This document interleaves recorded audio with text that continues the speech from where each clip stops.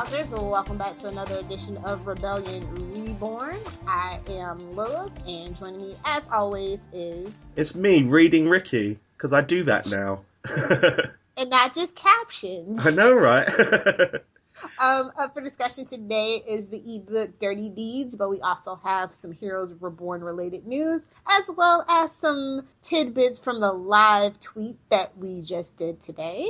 We'll start off with Heroes news. This is very important to me, obviously, because Heroes Reborn now has a place to be watched in the UK, which is 5-star, which is a really random. So, for any of you who don't know, Channel 5 is like not the worst channel, but it's probably like the least watched channel. It's like the CW yes, of British TV. I guess, yeah. It's not even an HD, Ricky. My God. Yeah, and it's not even the main channel. It's 5-star, which is where they show all the American imports. So, yeah. We got some time. We got to look forward to that in 2016. So, yeah, probably once this is all done.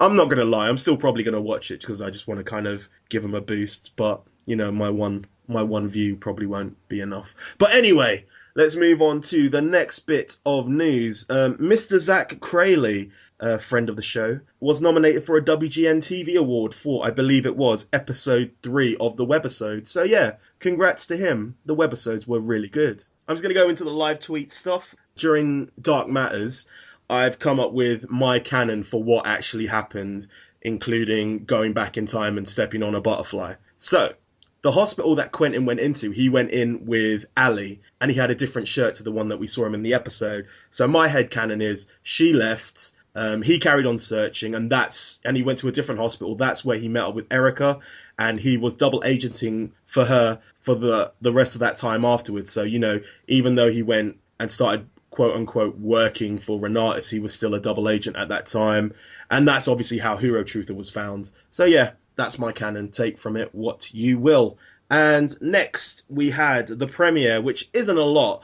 Emily says at one point French club meeting, which kind of makes sense because, you know, she loves France. And the first kind of interaction between HRG and Quentin, HRG says, "Who do you work for?" And the first thing out of Quentin's mouth is Renatus. No, I used to work for Renatus, so, you know, maybe that's a little bit of a hint. And finally, Quentin obviously has the manuscript, but he doesn't tell anyone about the Healy. The Haitian knows that it's coming because apparently he got the manuscript off the Hero Truther website. So, yeah, that's all I really had. There weren't really that many breadcrumbs or stuff that we've already kind of talked about. So, yeah.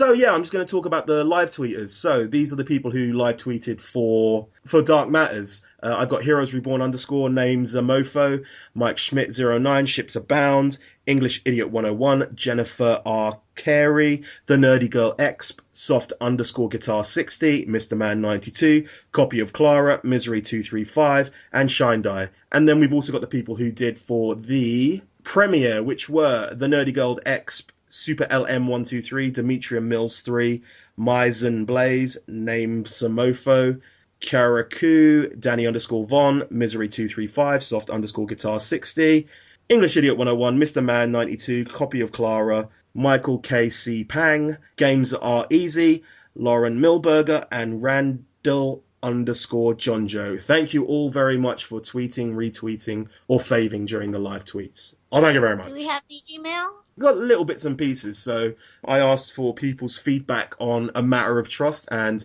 I got a tweet from Lady Vice's Virtue, and she said, finally got a chance to listen to the thing, and I think there's another group, I don't know, towards the end of the A Matter of Time ebook. We kind of said that, and I said that it's the organisation, and she was like, what's that? And then I just said, it's from that little known webisode Heroes Destiny. So yeah. Don't blame you if you're not familiar.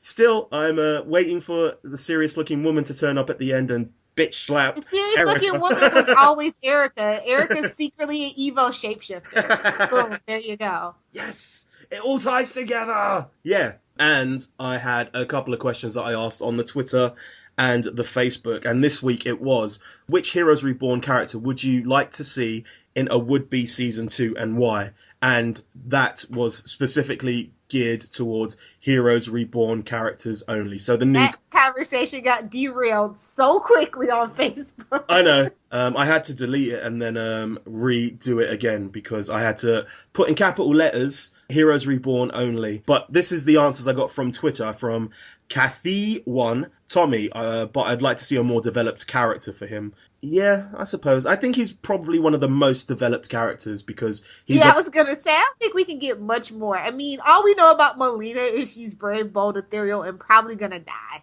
Yeah, I was thinking about that today. It's like, they're both essentially like the Claire and Peter of the show, but it's very one-sided on who gets the screen time. So yeah, I'm hoping they kind of fix that in the last 3 episodes, but let's be honest, they probably won't. English Idiot 101 says, Malina, I want to see a full range of her power, and also I really like her character. Yes. Thank you, Charlie. I agree. Glenn Powers 72 said, I would say Miko. I'd like to see if she can use her abilities full power outside of the game world.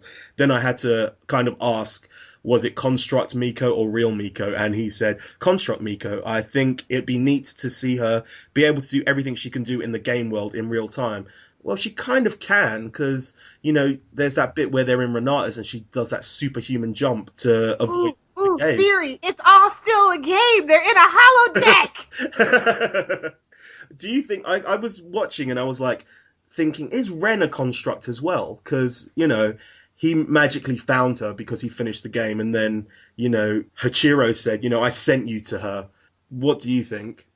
No, I think Ren's a real boy that's in love with a not real girl, and that's kind of sad. And I think kind of Ren in the not real girl. I think we've said as well how weird it is that it's the Japanese character that's kind of in love with a not real thing, right? Or is that just me? Yeah, we've said that. It's just like, ooh, you just can't stay away from it. Cue weirdly random Indian music at inappropriate times. Ships Abound said, Malina, because she's an awesome ray of sunshine and a slight connection to the beginning I want to keep. Skylar Artist says Carlos Gutierrez because he is quote unquote the one of us. I want him to be one of us. I really hope that we don't. Oh, what, you don't? You want him to have a power? He needs to stay human. I want him to be human. Good. Copy of Clara said Tommy, and then I asked why, and then he didn't give me an answer. So yes. Robbie. I know why, because it's Robbie. Surprisingly, Zach Levi _fan said Luke. Surprisingly. If he survives, to see how he evolves and maybe start a new life. Ladies Vice Virtue gets back to us again and said, not gonna lie, I would love to see Joanne go through more development. I've become rather attached to her and her story, unless there's some way to get Casper back. Yeah, Casper, thank you. I don't want anything to do with Joanne. Goodbye, burn in hell. See you later. Josh's mom 96 says, Luke Collins, it'd be good to see his character evolve more. The future will need a strong Evo who wants to do what is good. Yes. Danny _ Y'all just Zachary Levi fans. Danny _ Von says, I always say Tommy, but I would love to see Miko kick butt again. Alechna1 says, Tommy, as the new Peter Petrelli who copies, takes powers, will he stay good? Yes, he will stay good, let's be honest. He is a good guy. And finally, El Borthwick 1 says, Tommy, because of more Robbie K, which is fair enough, at least, you know. Being honest, thank you. Straight to the point. And I also asked a question on Facebook. So Talan Rue says Luke, because he's that kind of character who may steer the villains towards the hero side. That's not what I want to be. And a villain be a villain! Or a villain, as it were. Elijah Alexander said Tommy/Nathan because his power has potential. Yes? I was thinking about something today about Tommy's power. I really like that he's got a version of Hero's power and it's not exactly the same. Yeah. He's not copying him. It's kind of like his body's own version. So I'd like to kind of see what would happen if he took someone else's power and if that would be the same, like... Dude, I just thought about how they totally boned themselves, right? So the first power that little Peter Petrelli, Nathan Jr., whatever, took was Claire's ability to heal. Yeah. So why not just let Erica kill the baby, regenerates herself, and boom, she thinks she's freaking done everything she could do. But no, and they still only think it was one baby. Yeah, but they didn't know that he had that power. It was only until they went back in time that they realized that he had that power. I know, I'm just saying. The writers themselves. Next up is Clint Watts, who says, if I'm basing my answer off who I'd like to learn more about, it's Harris. too many unknowns when you look at his possible motives for helping Erica. If I was to base it on who was the most entertaining character, it's Casper. It took forever for people to trust that he wasn't a villain. Then you see that he's kind and funny. I never thought he was a villain. Yeah, I didn't. Did you? No, I thought he was very he was introduced very HRG like, and I never thought he was a villain. But the characters, like the actor, I think a lot of people kind of associated his character with villains. So I think just instantly looking at him and knowing the kind of context of the actor, you were like, oh, he's a villain. But he wasn't. He was always indirectly helping Tommy. So as soon as like you saw that he was going to take stepdad's memories, you knew, oh, he's a good guy. So yeah. And Clint Watts finishes it with, and don't anyone tell me he's dead, because in this universe, death is usually just temporary, unless you are Casper, in which case it's forever. Unless you're D.L. Hawkins. Yeah. Or who else? Who else has died and never come back? I think that's the old... Oh, Isaac Mendez. Oh, Isaac, yes. Simone, and... Oh, so unless you're a person of color, no worries. No. They killed Gwen Stefani. They killed Oh yeah, Daphne. Yeah. But a woman, okay. But if you think about it, she was actually disabled. So yeah. Ooh, that's even worse. They got eugenics program in Heroes. That's the deep, dark secret. Donald Townsend says, Quentin, at first I found him annoying. This is me talking now. How could you ever find the Quentin annoying? Anyway, it kind of jarred my Heroes watching, but with I Hate Your Face onwards, he really endeared himself to me. And his driving motivation is different from anyone else's because it's solely focused on his sister. There's a lot of room for development. I think if I had to have someone from the brand new series into the next series, I would go with Quentin. But that's just because I am a Frady Cat fan. How about you? We're Frady Cats. How about you? Who would you bring in? I actually would like to see Phoebe more developed and not so dependent on Erica, honestly. Yeah. I think she has a really cool power, Umberkinesis, and it has the power to suppress other people's power, and that kind of makes her feel like it's kind of like Sylar, how they're a leech and kind of on the fringes. And I would like to see like some real redemption, and I think that's actually coming. But I just want to see her more developed because she was so adorable, and we were so rooting for her in Dark Matters. I'm just glad they brought her back. I really thought they could not bring her back. I really didn't think they weren't going to bring her back until like maybe right at the end, just for Quentin to be like, yeah, I found my sister. That's the end of it. Do you know what I'm saying? Don't you think if he would have died, that would have been like and not come back, and that not been the butterfly, that would have been like, well, he said he just wanted to see her again, and then he got what that's all he asked for. And what kills him? The weird kind of shadowy spikes in his mouth. Come on. And we're talking about weird Japanese fetishisms. Anyway, Rose Talon said, Tommy, I love his power. Nobody's rooting for Jake Manley's character? No, I know. And Mitchell Zerbel says, if it's Heroes Reborn only, the answer is obviously Malina. She is kind, brave, heroic, and has a badass power. No contest. When I read that, I was really waiting for she is bold and ethereal. Brave and ethereal. Come on, people. That is basically our hashtag for Malina. So yeah, that is everyone's answer to the question. Thank you very much, everyone, for answering. There will be another one next week. Cool beans. So Dirty Deeds, yeah? Dirty Deeds, yes. So funny that that's the name of the book. I don't think you knew that when you came with that name, did you? No, didn't. I am going to have to email the writer. Stephen Blackmore? Yes, Stephen Blackmore, and just say, listen, right, you stole my idea. I want 50 cents. I want 50 cents of every book sold.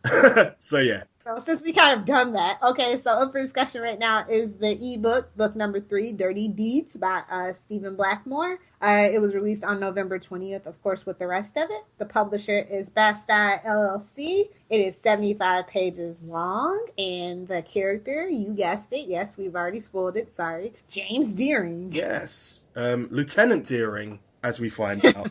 So yeah, I'll go through a quick rundown of what I wrote when I was reading it.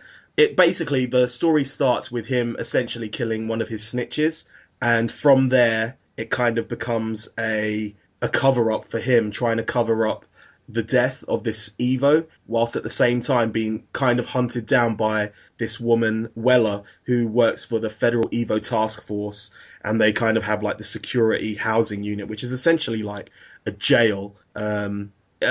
He says that, he likes having the power of like, he likes being an Evo, but not because of like the fame or the money it can give him. It's the power, the like actual power that it gives him. She doesn't seem to like Evo's, Agent Weller, and she's basically investigating Deering, and Deering's kind of said that this guy... Oh, what's up? No, right? Her last name is Weller, and it just kind of reminds me of Amanda Waller from an Arrow, right? Sorry, just random. And she works with a task force. Mm-hmm. X. Task Force X, maybe?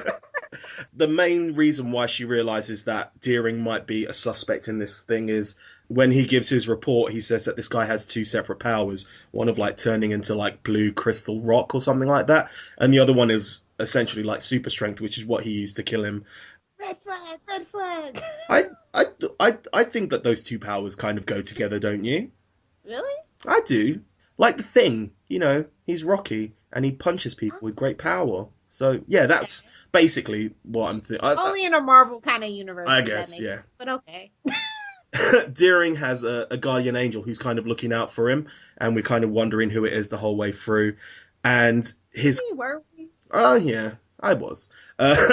His case is kind of getting cleaned up by this little guardian angel, and all he has to do is get the body, and that's quite tense because he's obviously trying to get the body from a morgue at the same time that Task Force X, Agent Weller is trying to get the body herself. And it ends with basically a green gas kind of Evo from earlier in the book, who I forgot to mention, who Weller has been keeping and not torturing, but essentially just like kind of toying with. He escapes somehow, and they both kind of take her down, and then Dirty Deering does what he does best and kind of turns on Green Gas Guy, and yeah, basically that's kind of the end of the book, and he kind of works his way onto Captain, and we find out it's Renatus who helped him. Not really Renatus, more a one certain Cloney McGinty, who kind of sends him in the way of an underground railroad in LA, and Deering says, how much money will I get per person, basically. So much money. Yes. So many monies.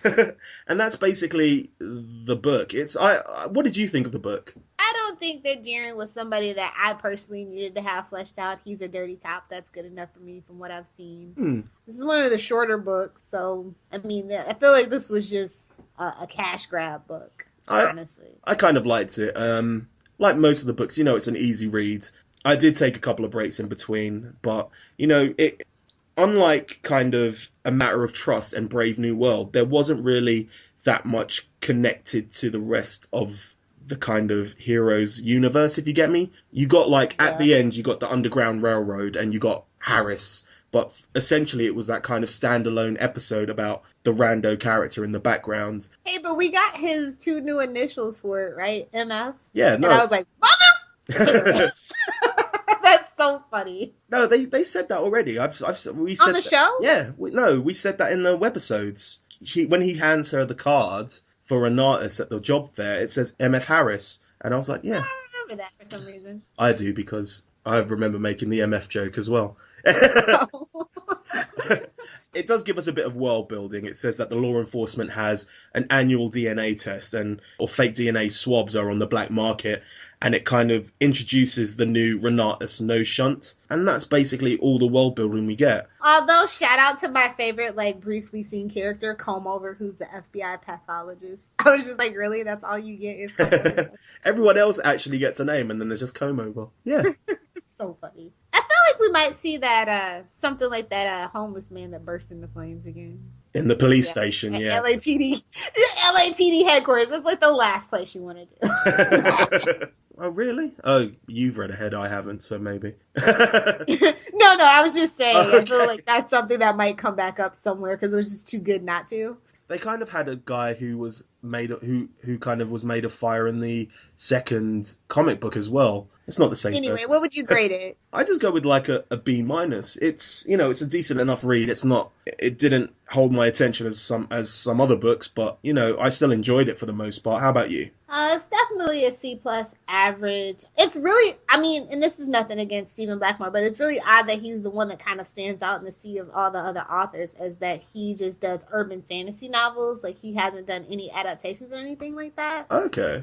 So yeah, I think that probably is just like the thing that probably sticks out the most to me. That's probably why everything feels kind of like just very barely in the world. Heck, he probably never even got a script. Let's just be real at this point. He just got like, the person. He got the character bio and that's it. Do what you can. And he got, there's going to be a character who's black and his name's Harris, and that's it. He's going to help him. He's like, he makes clones? There we go. He didn't even get that. He was just like, there's a black man, his name's Harris. He's going to be the connection. His initials are MFH. Yeah. He'll be the one to connect him to Renatus. Renatus is Latin for reborn. That's all you really need to know. Really, honestly, I feel like that's exactly what might have happened. Also, watch a bit of Green Arrow whenever Amanda Waller's on there. Just saying. Oh, so yeah, that was our thoughts on Dirty Deeds. We hope you found them entertaining and informative. If you guys have picked up the book, please be sure to write a review over on Amazon. It kind of helps. Definitely. Just want everybody to know that you're interested. If we want a season 2, we gotta do what we gotta do. And I want to remind you guys that if you are doing the rewatch from here on out, that all the episodes are still available. Yes. Until the show comes back on the NBC.com website. So please watch them there. And if you have the money, please watch it from the app on the iTunes store and things like that. We've got to rally around the show. Get us a season 2. Oh, no. I just thought of something. What's that? Legends of Tomorrow is coming out on the 21st, isn't it? Yep, January 21st. And that's 8 o'clock. That's our finale. So yeah, if you're a Legends of Tomorrow fan... Oh, that's a bummer. That's going to be interesting to see who does better because they're in the same rating. Watch Heroes first. If you're a Legends of Tomorrow fan, just leave it until the week after. They'll do a recap. There'll probably be someone talking and telling you the basic gist of everything. Who's going to be doing the opening credits? Who's going to be doing the talk? Rory. I mean, Arthur Dorval. Okay. And welcome to the Legends of Heroes podcast. No, I'm joking. So yeah, that's about it. So we'll catch you guys on the flip side. We hope you are dealing with the hiatus in a responsible manner. Keep the rebellion alive.